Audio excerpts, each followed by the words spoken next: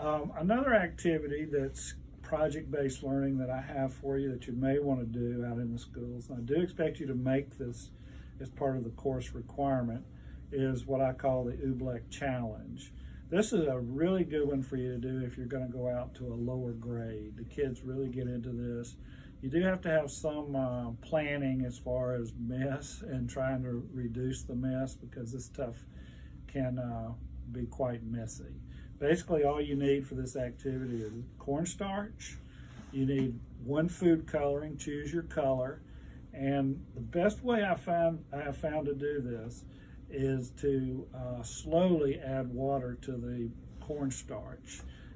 It doesn't work well if you put in too much water.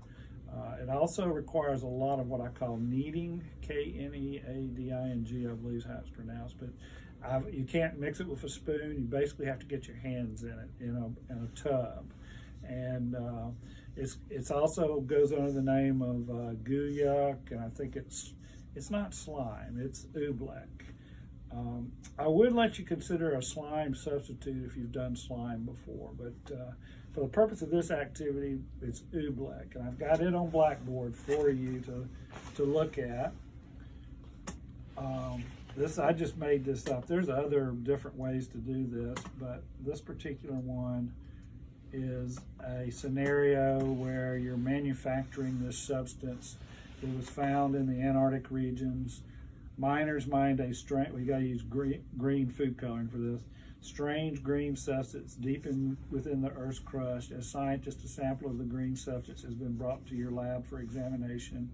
Spend some time examining the substance using any materials that are available to you in your laboratory. So I let the kids use rulers, marbles, how fast does it sink in the substance. A ruler, they can look at how fast it flows down a ruler. Whatever you can think of where they can do some test and measuring of the substance. Wax paper is pretty neat. Put it on wax paper and have them hit it. The stuff doesn't splatter if you've never done Ooblek. Once data has been collected, identify possible uses for the substance that you can relay to the engineers in your research and development company. By the way, the miners named the substance zircon. As engineers develop a plan to mine and or manufacture zircon, because it can be synthesized, and I just told you how, cornstarch, water, and food coloring. Can it be synthesized rather than mined? Which would be cheaper? Do a cost analysis as well as a manufacturing strategy. Well, that kind of gets beyond second grade, but here are just some questions. As marketers, how would you sell zircon to society?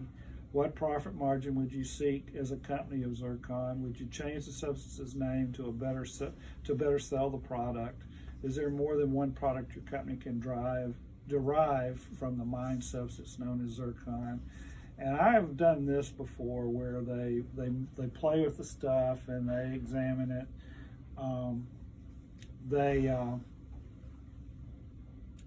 They do like they're a marketing company. It's really interesting, the different inventions students come up with. Very creative. They think of things I never think of. So how could you take this activity and use it to teach about science and engineering? There's some questions that I give my students when I teach this in our methods course. The main thing is that they come up with a marketing plan for this stuff. How can you market zircon? If you want to keep the kids really interested, there's a lot of YouTube videos that you can add where they have a YouTube video where a young lady's trying to bicycle across a whole swimming pool full of this stuff. I've seen somebody try to do a pogo stick across this. If you go really fast, you don't sink into it. There's a lot of information about what this is called. It's called a Newtonian plasma. A lot of neat information on the internet about what's called Ooblek. Thank you.